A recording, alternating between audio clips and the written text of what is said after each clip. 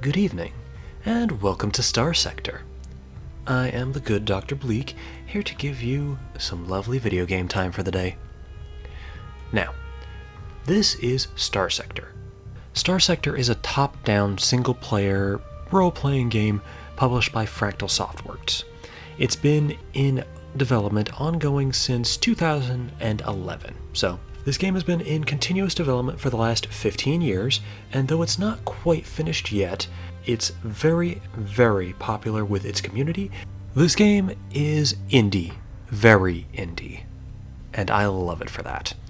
I'm assuming most people who have found this video will already be somewhat familiar with Starsector. That being said, this game involves a lot of space trucking, going from one place to another, traveling, and not doing terribly much else. So, I'm going to be giving a rundown of the lore, my thoughts, and general details about the setting as we're traveling. Anyone who's new here, I'll be explaining as I go, so should be easy enough to follow along. That being said, we will not be playing vanilla Starsector. I'm already quite familiar with the vanilla game, and for this series I wanted to experiment. I've recently been more amenable to modding games like this, and so I've installed a couple of the most popular ones and a few of the less popular ones to spice things up and give us a bit more direction. The biggest mod is Nexerelin. Nexerelin adds 4X game elements to Starsector. What that means is all the major factions are effectively going to start playing a 4X game, trying to take territory, land, and resources from each other, as well as sabotaging each other, trying to get ahead. They can form alliances with each other, they can start conflicts with each other, and they can settle new planets. This is not in the base game, so if this interests you in particular, and you are thinking of picking up Starsector, please note you will need the Nexerelin mod in order to get that aspect of the game. A full list of all the mods I'm using is going to be available in the description of the video, so if you're looking to download anything you see, feel free to have a look. Now, let's get into the game.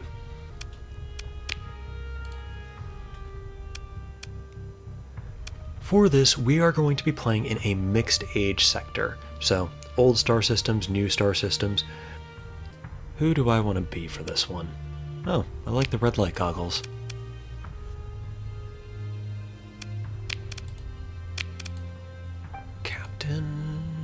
And for a name,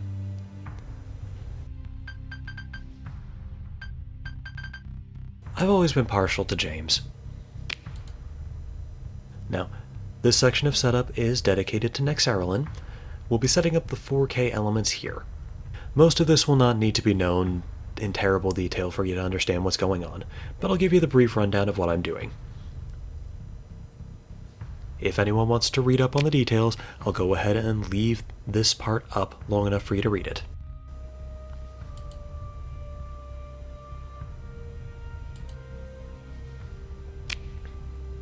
Now, let me see. We're not going to be enabling random core worlds. This, as the tooltip states, would randomize where the different core worlds that are otherwise the same across all playthroughs turn up. I for one like knowing where things are, and I'm not looking to get lost and die in the void today.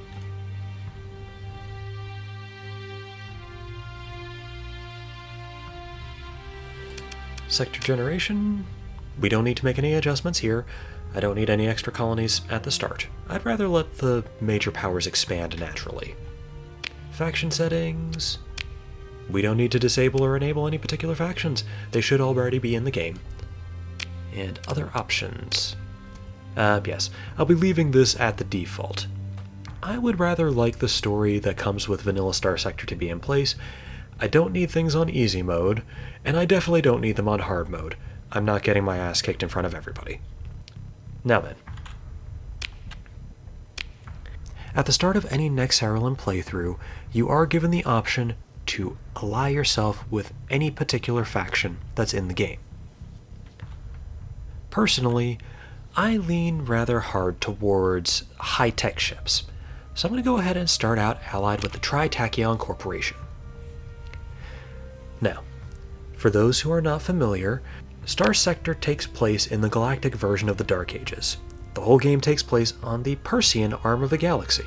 That is to say, the next one over from where we live here in reality in the Orion arm.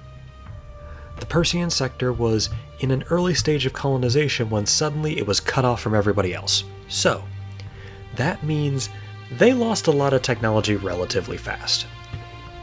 Tritachyon was the most powerful megacorporation that was present in the Persean sector when everything fell apart. As a result, they had all the experts who could still make incredibly high-tech stuff.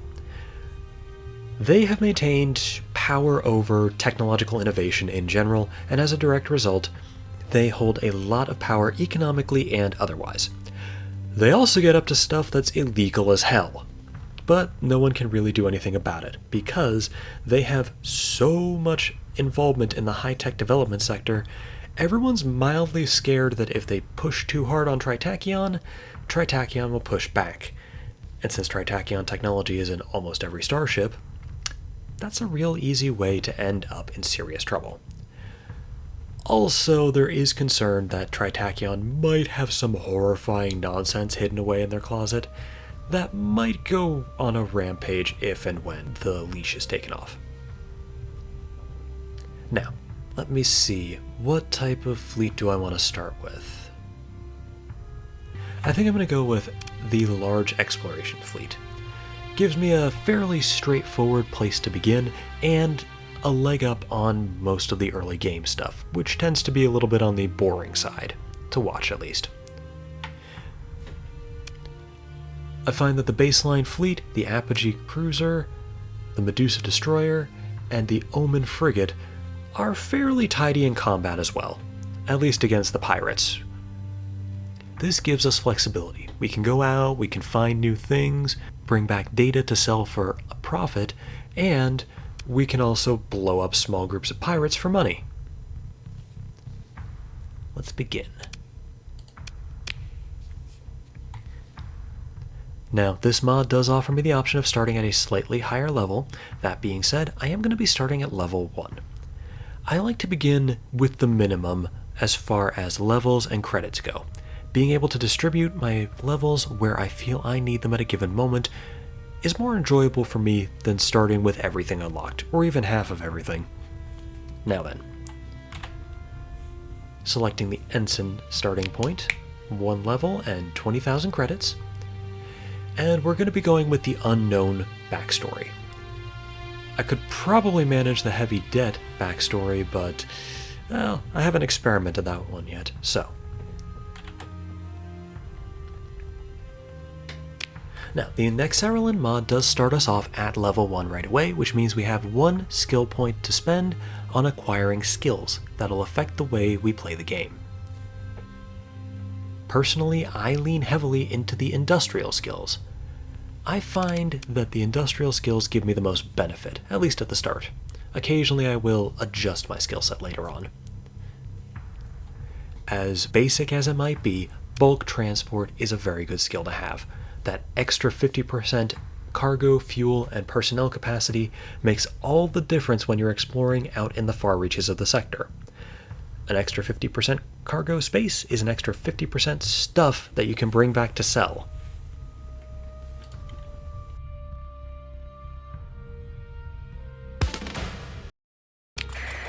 Now, we've started allied to the Tritachyon Corporation. That means we've already been commissioned with them and will have access to their technology, though we do still have to earn their favor if we want the really good equipment. This has dropped us over the planet Kulon. Kulon is a barren planet, but it is also home to a major Tritachyon military base that they use to project power into the neighboring systems. As we're already allied to Tritachyon, their reputation with us, and our reputation with them, is set to friendly. Now, we'll be able to do trade and other business with them quite easily.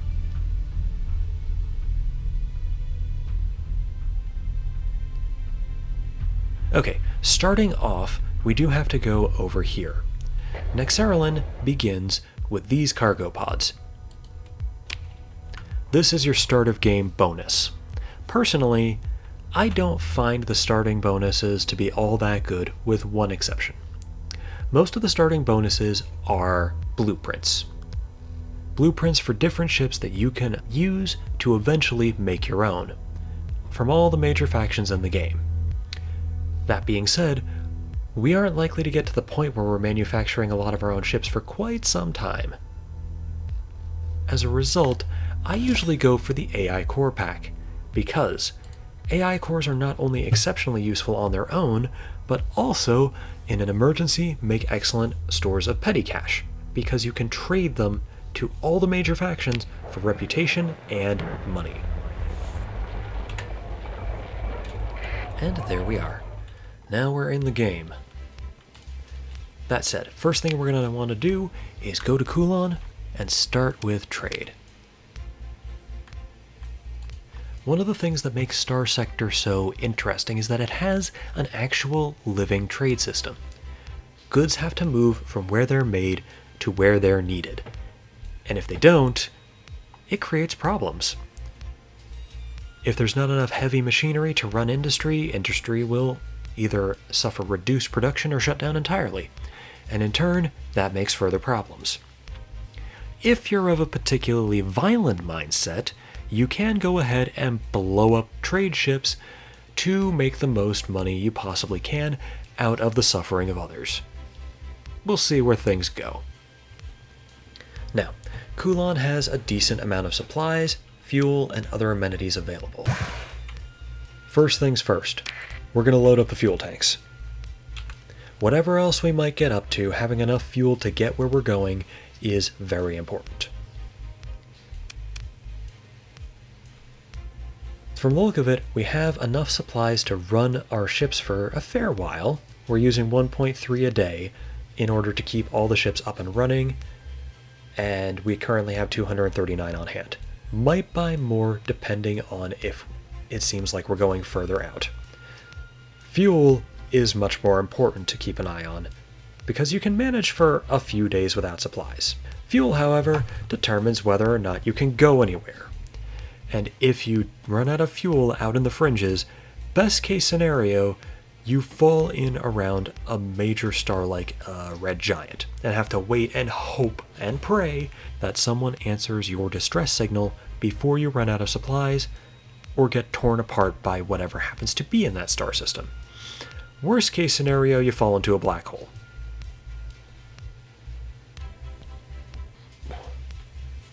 Crew is exactly what it sounds like. Warm bodies. People that you can throw at whatever problems you have, or onto whatever ships you're flying, to make sure that they run properly. Expendable, but important.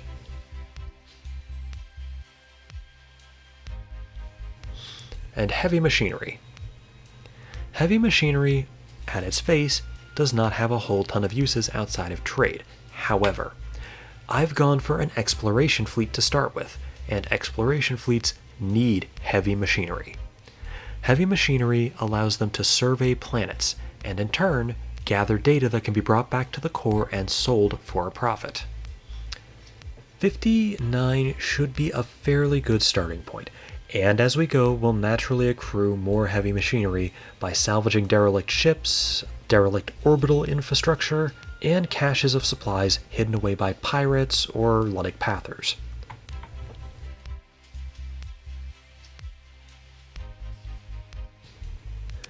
Now, I'm going to go ahead and look into the comm directory.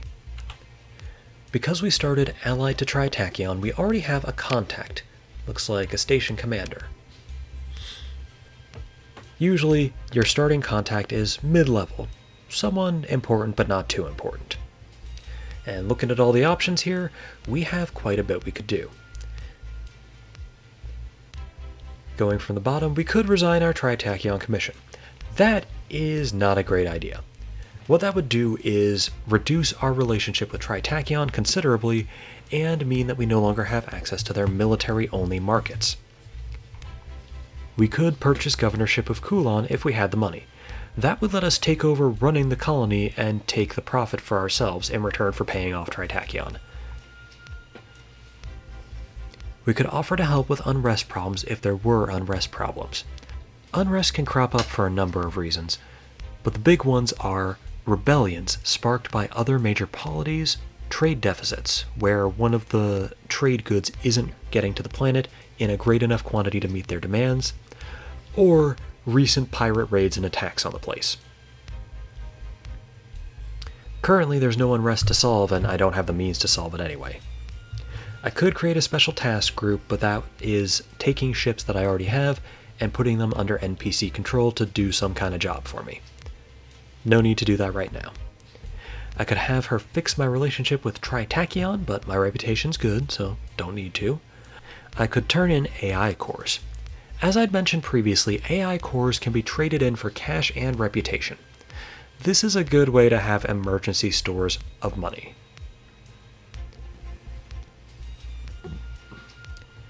But the most important thing is, do you have any work for me? I can see what my contact has available as far as jobs they want done or things that they're selling. Let's see, she says, tapping her datapad. Some new targets have come up on the docket. If you took a contract to handle one of these bounties, it might just get the brass off her case. That would mean a bounty. I go kill someone, I get paid for it. She's noticed my fleet has some nice ships and wants to buy one. That's a ship sale contract. That's a good way to make money if you happen to have what they need on hand and can reasonably procure a replacement or have spares. And looks like she has a surplus phase frigate available. I admit I'm curious about the frigate. I don't have the money to buy it, but a phase fleet can be useful for its own reasons, and the Afflictor is not a bad ship on its own. Let's see what's available on the bounty docket. Preferably a manageable target. That's out in the middle of nowhere.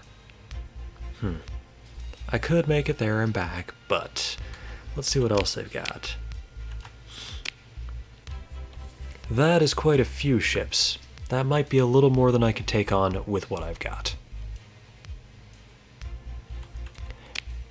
And under the situation where the first two were too far away or too tough, I don't think this last one will be any good, but let's see. Nice and close by. Ooh, okay, yeah, not dealing with that. Okay, we'll come back to this and see if that bounty for a small set of ships looks good.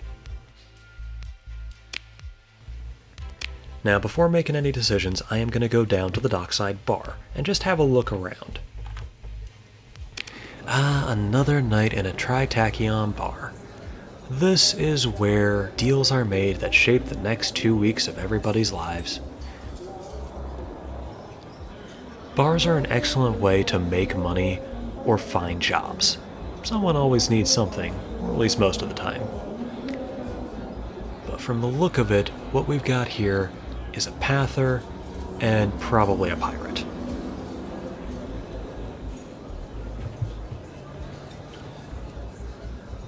Let's have a look and see what the pather wants.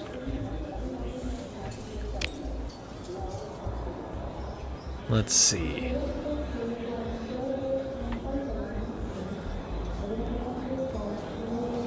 I see. So, the Ludic Path are effectively a group of deranged space terrorists who hate technology and anyone who uses technology.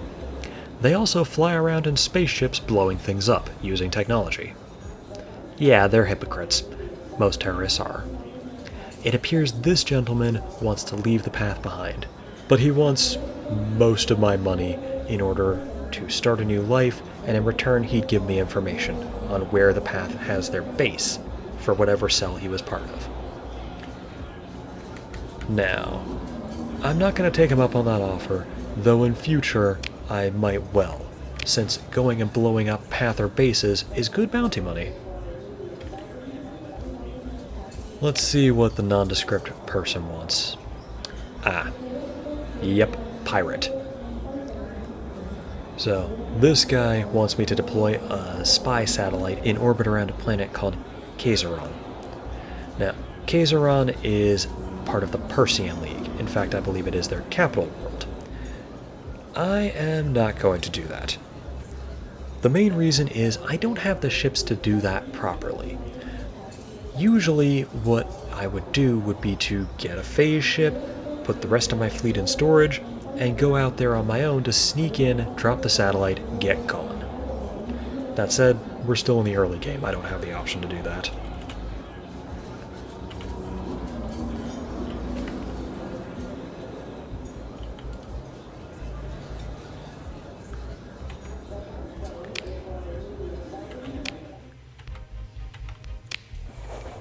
So after some thought, I am going to take on the manageable bounty contract. 50,000 credits in return for 2 ships. Easy enough. And it will take me out into the fringes, but I can make some money on the way back, jumping system to system and scanning planets to get data to sell. To make that happen, I am going to load up on supplies. Much as I can carry. Let's see. 1,242 space bucks left. Well, that's a very, very sad sight. Now, with that in, we're going to go to the intel screen. The intel screen keeps track of everything, as far as missions, information, and worthwhile happenings. Just gonna turn on the fuel range so I can see how far I can travel out in one go.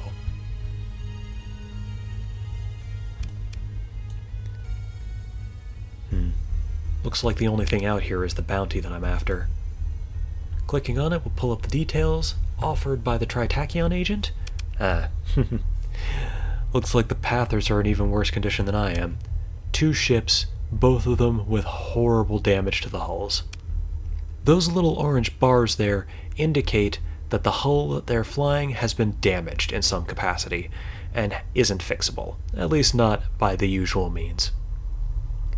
That should make this a lot easier. Going over here, we'll show that on the map.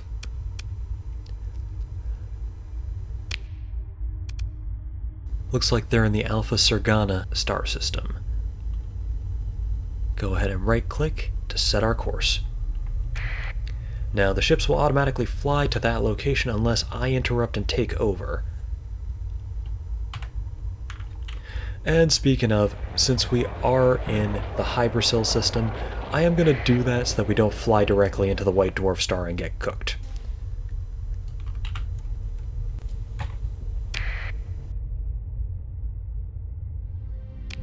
And welcome to hyperspace. This, a different layer of reality with slightly different rules, is how most spacers get around. With the gateways shut off, we'll get to that. This is the easiest and safest, and I put that in quotation marks, method of traveling. Aside from having to be mindful from the hyperspace storms and ambushes by pirates, it's relatively safe and straightforward as far as travel goes. You pick a destination, you go to the jump point in whatever star system you're in, you enter hyperspace, and you travel out until you get where you want to get. It's actually kind of pretty. Purple and cloudy. Now then, while we're traveling, story time. Approximately 207 years ago in this setting, humanity was doing pretty good. There was one giant polity in charge of everything called the Domain of Man. It's implied that there might have been others, but the domain was rapidly crushing them out or forcing them into agreements to more or less be part of the domain, if not in name. The Domain of Man had near total control over space because they had control over the Gate Network. The Gate Network is what allowed humanity to spread out into the stars. Massive rings of adamantium that, when properly powered, could allow you to transit between 2 gates effectively instantly, even across distances as vast as the dead void between the Persean Arm and the Orion Arm.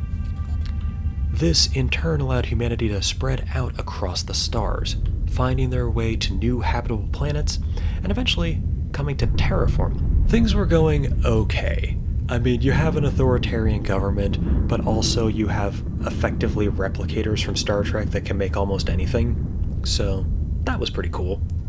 But then, 206 years ago, something happened. The Gate Network suddenly quit working, and nobody knows why. Theories range from the idea that followers of Lud, who believed that humanity should not be out here messing with the stars to begin with, and that it was not our domain, had sabotaged the Gate Network, to rogue AIs took down the Gate Network to keep humanity from discovering them, to aliens interfered and caused the Gate Network to collapse. No one knows. And it's not likely we're going to find out anytime soon, since at normal speeds through hyperspace, it would take couple hundred years for anyone to get from the Persean arm to the Orion arm, assuming they had the supplies and the motivation to do so. As far as anyone is concerned, the domain is not coming back, or at the very least, not anytime soon. Damn, wasn't quite quick enough on the draw when avoiding that storm. So, one of the hazards to watch out for in hyperspace is hyperspace storms. They'll knock your ships around, cause damage, but the bigger deal is that they force you to speed up, and once you get hit by one storm, the best thing to do is ride it out until you're out of the clouds entirely. If you try to slow down, you will not have enough time to stop before you get hit by the next strike. The brighter blue clouds that are flashing are, of course, hyperspace storms. If you simply move slowly through them, you won't get hit. Under certain circumstances, it is more ideal to ride the storm than to try and fight it, but these are not those circumstances. So you will see me periodically slowing down.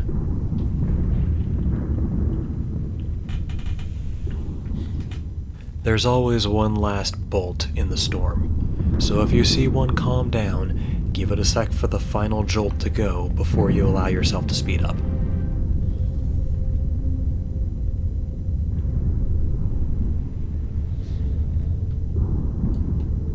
And it looks like we're in luck.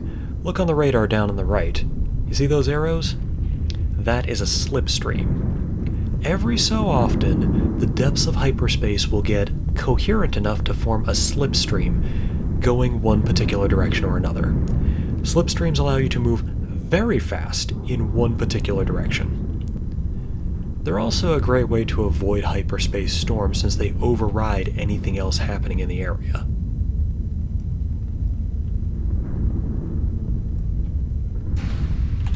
What? Okay, that's a salvager. We're going to want to keep our distance from those guys. They're big enough that if they wanted to make a problem, they could make a problem. And while independent salvagers are normally a pretty honest bunch, there's no one who's above temptation in the sector. Simply the way things are. Oh, shoot. Something's coming up on us. We'll use the slipstream to escape them.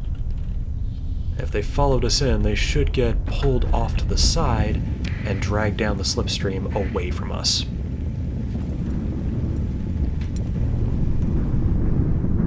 Why is this area so popular? We're in the middle of dang nowhere.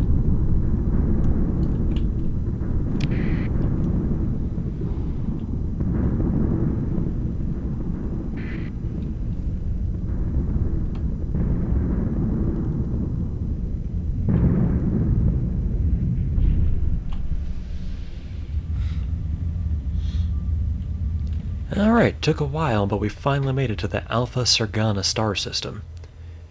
With any luck, those two ships that we're hunting are the only ones out here. But if not, I'm definitely ready to run for my life. Ah, excellent. Let's see. 10 supplies to perform a survey. Well worth it. Alright, so just done a survey on Alpha Sergana 2A. It's a toxic world from the look of it. Abundant regular ore, so iron, nickel, that sort of thing, but otherwise nothing of note. Class 1 survey data. Information on a planet that's not terribly worthwhile, but still noteworthy enough to catalog. People will pay money for it. Before we move on to the next one, though, I'm going to do an active scan. Now, I do that because this planet has a magnetic field. There's all sorts of stuff that gives you information on how hyperspace nearby works. Magnetic fields are one of them. On its own, not all that useful. But if you were to get enough of it, interesting abilities come. Same thing with gas giants. Don't have the people or the equipment to scan this one, so we'll have to come back to that another time. And one final planet. Now while we're at it, keep an eye on the scope on the bottom right. Ah, yep, there they are. Lytic Path Watchers. Now you might notice the bright green color around their ships didn't appear until they got close. They're flying with their identifying transponder off, so no one can tell who they are until they get close. Given the Lytic Path are space terrorists, this makes perfect sense. Let's open the comlink and just see what they have to say. Yeah, that sounds about right for deranged space Luddites. Let's move into engage. Now, as the tooltip says, we're selecting here what ships are going to go into battle, and we can deploy reinforcements from this screen as needed in future. That said, I'm going to go ahead and just deploy all 3 of my ships, since they are all combat capable and we have the supplies for it. Best not to take any risks and make the odds as good in my favor as possible, at least this early in the game. Now, I am nobody's ace pilot in this game. Usually, I allow the AI to do that and focus on the bigger details. That is to say, deciding what ship will go where, who will attack what, and how best to make use of our weapons overall. Tactics. That said, I'll try and keep the action focused.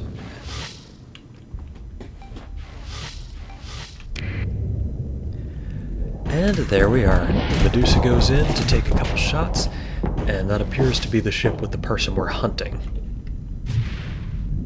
I'll give her this, she's got the sense to back off. And there's the Omen at work. The Omen is an excellent ship for harassing other ships because of that arc emitter.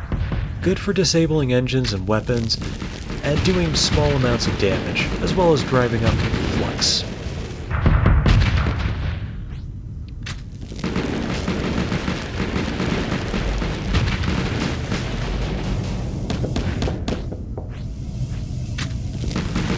I love the sound of the spaceship venting into the void. Sounds like victory.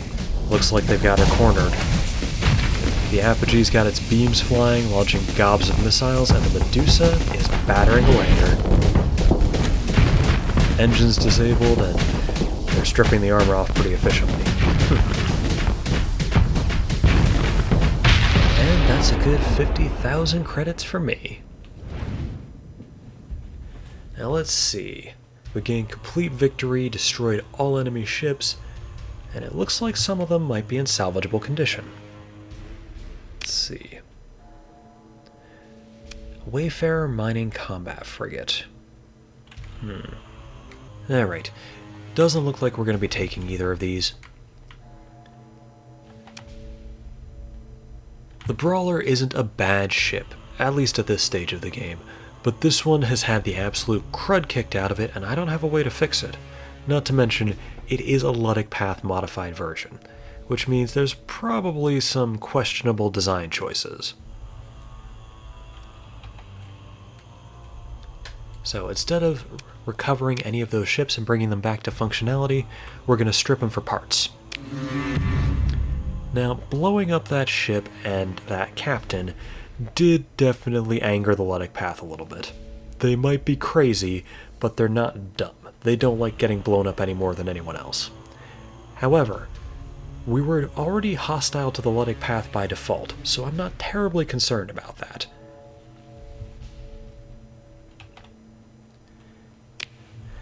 Now, as for the spoils, supplies, fuel, heavy machinery, and metal. Raw metal on its own, not terribly useful, but going to the right place you can trade it away for decent amounts of credits. Oh, and look at that!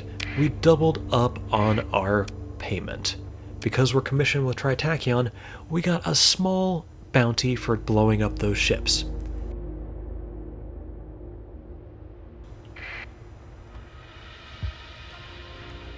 And we'll travel across the system and have a look-see at that last planet. Huh, debris field. Not worth going into the star's corona for that right now. And survey on this one.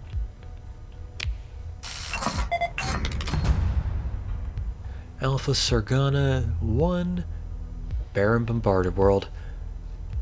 No atmosphere, no life to speak of, and constantly getting hit with asteroids and stellar radiation. Not a fun place to live. Though places like this do have their use. Now, what are we going to do from here? Judging by the map, we've got a couple places on the path back that we could stop at. I'm not going to hit up too many simply because that's a great way to end up with no fuel and no way back home. But a couple of stops along the way wouldn't be a terrible idea.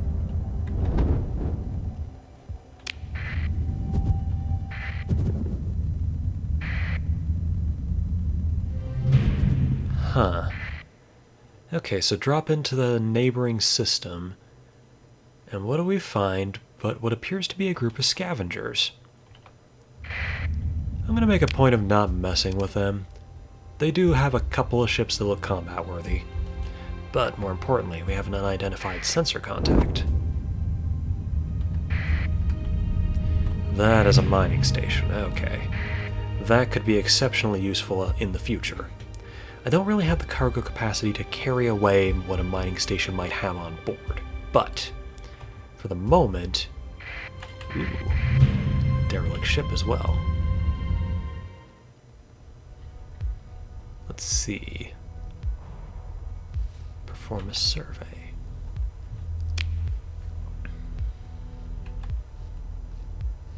Huh. Now that's interesting. When I set up to do a survey of this planet, we found what appears to be a transmitter and a package for Galactia Academy. And they've got 18,000 credits worth of reward on this. Oh, I'm not one to turn my nose up at $18,000 worth of easy money.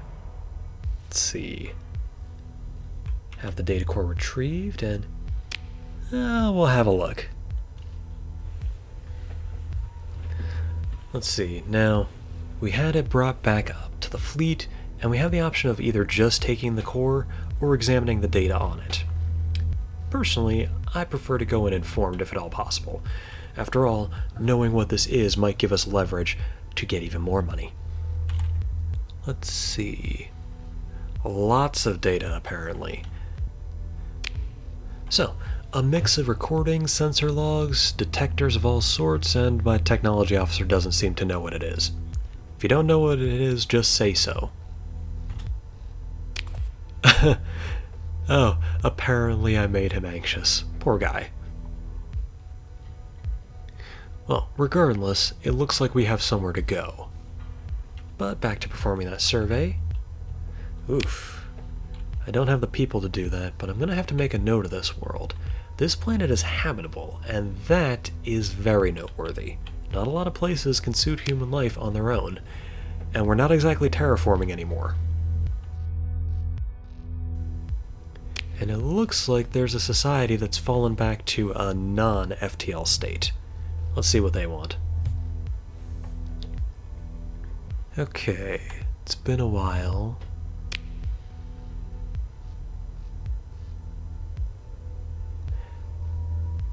They're in need of heavy machinery and they're offering to trade for fuel. But they're offering more fuel than I can actually hold, which would be kind of a waste, and I do need that heavy machinery. I'm going to decline for now, but we might stop by and agree to their terms some other time. It looks like there's a derelict ship over here. Yes. Free stuff. See, damage. Doesn't look like this one's recoverable. It is just a kite shuttle, though, so I probably wouldn't be taking it anyway. Couple of supplies, couple fuel, some metal. Not bad for what it is.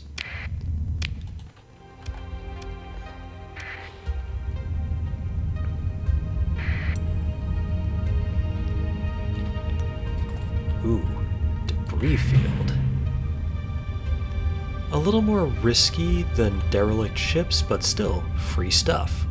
See, scans indicate that there's a lot of stuff here and significant risk. Oh well. And... oh, sleeper pods. So, given things fell apart with the gates, a lot of people fell back on sleeper pods, basically freezing themselves long term to see if they could survive until they ended up finding someone to rescue them. Given it's been around 200 years since then, there's a chance that this won't work out so well, but let's see what we got. Oh, hell yes. Looks like we found our first officer. Now, officers in Starsector are useful because you can put them in charge of a particular ship and they will improve that ship using their skills. Might make it fire faster, might make it fly faster, they might have expertise at one type of weaponry or another. Regardless, that guy is high level. Or girl. I suppose we haven't checked the picture yet. And you really can't assume based on names when there's people named Quasar Strongman floating around.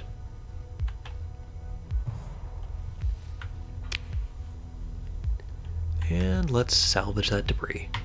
Okay, no losses, some free supplies, some free fuel, heavy machinery, and metals. And there we are. Gotta love getting something for free.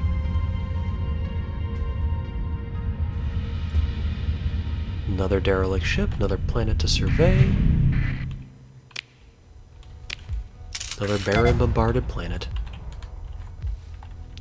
But we can also scan and get that delicious hyperspace topography.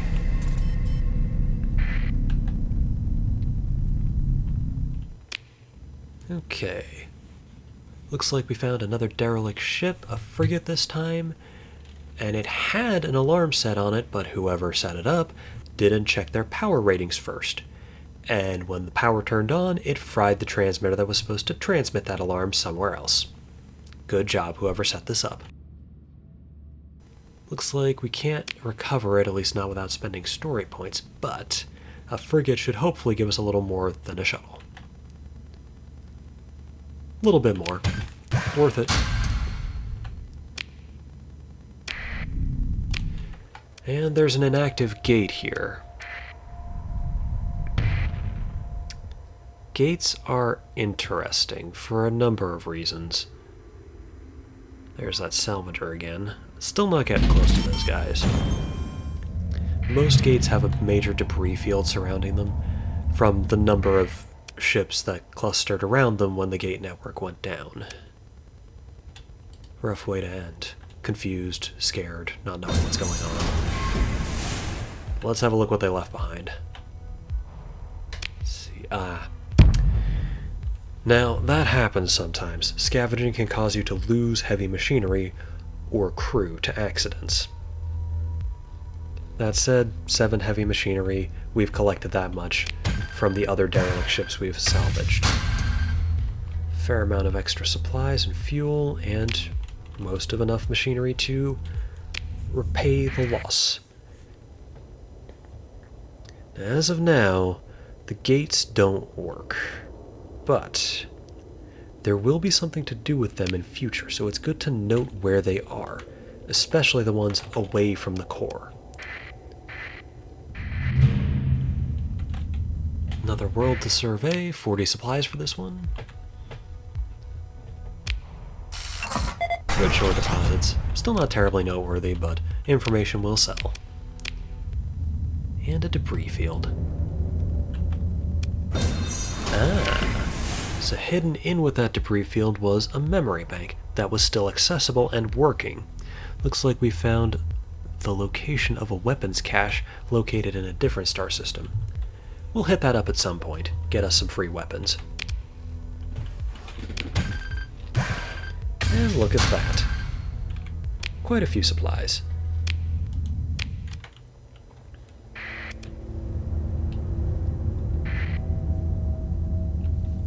Yep. Unidentified sensor contact.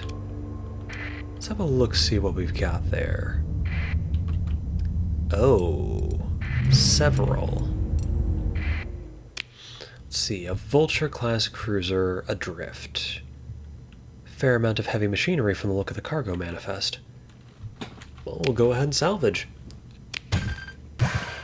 Oh, damn. I can just barely carry all of that. Well then, we'll be able to sell that for a profit, hopefully. But let's see all this. A ship graveyard.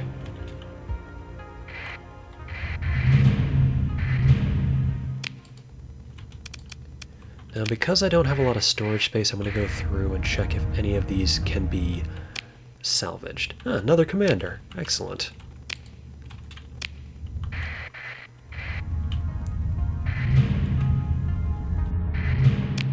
Another pod. Another commander. Who'd have thunk it?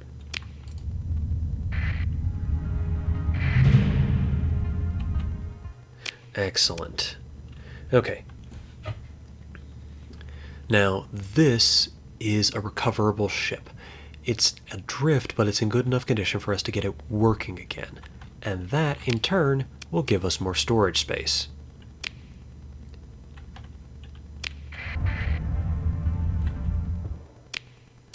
Multiple sleeper pods. Okay, this could go badly. Yep. Something didn't go quite right with all of these people, and as a result they are all brain dead. Of course, our salvateurs will make the best of a bad situation, and we gain some harvested organs we can go sell. Oh, of all the things.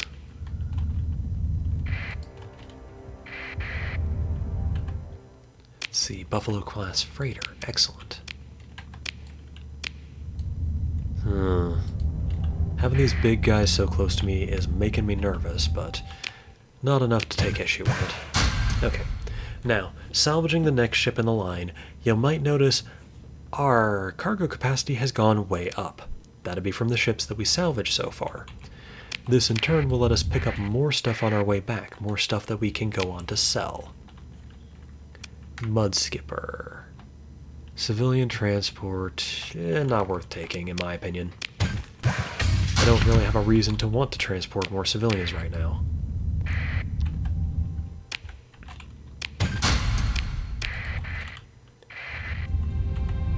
A Dram-class fuel tanker, though, that is a better option. More fuel means more travel.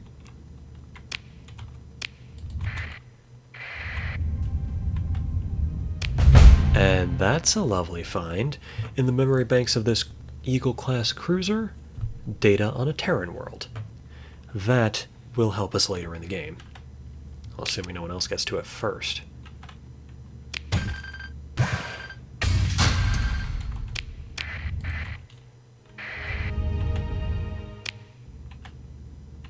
Okay, I was joking about the commanders earlier, but dang, there are a lot of these guys. Uh-oh. Well, it's just giving me the warning that a hostile fleet is tracking my movements, which means these guys are, yep, they're coming in on me. They're going to try and take me out for some extra money. So, I've got the game paused. We're going to emergency burn, which should hopefully make us faster than them, and we're going to run for that inner system jump point. Go! Go! Go!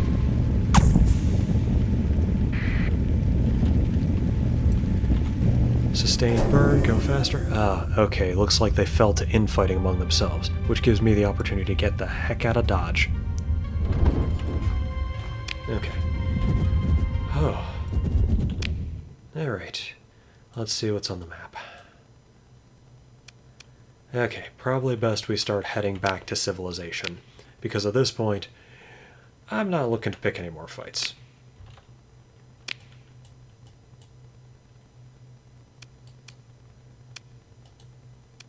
Hypercell would be ideal. Aim for Kulan.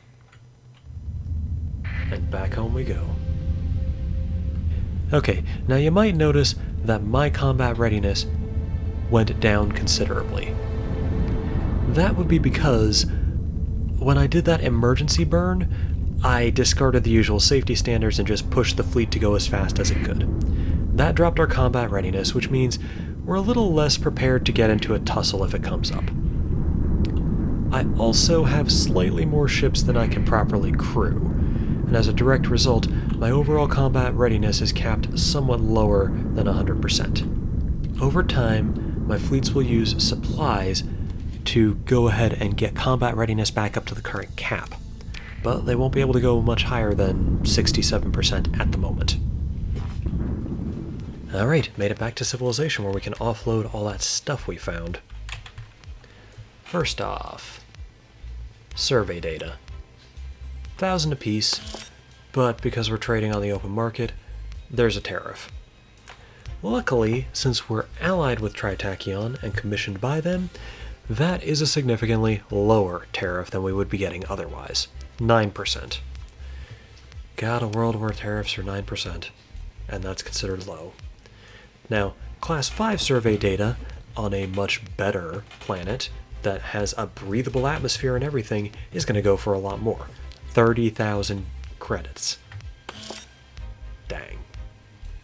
Let's see. Don't have need of the dual light machine gun right now, but gonna hang on to it just in case it comes up. And harvested organs. Okay. Now, harvested organs are illegal to sell in a lot of polities. Mostly because while you can grow organs on an organ farm, a lot of the time that's not where these things come from. Now it looks like we're going to get a decent price here. I could travel to one of the other major places that's offering to buy them, like Gallus, where the Fang Society has a planet or station. That said, those guys are a faction of pirates. Same with Bornite in the Obsidian system, which is controlled by the regular pirates. I don't really want to tangle with either of those guys, because showing up with my ships, they're more likely to try and kill me and take my stuff than buy it from me. The way I look at it, we're getting a decent price here, and it's only 27, better to sell here. Oh, that sound. Metals. Kazaron is offering a much better price, so I think I am going to go there.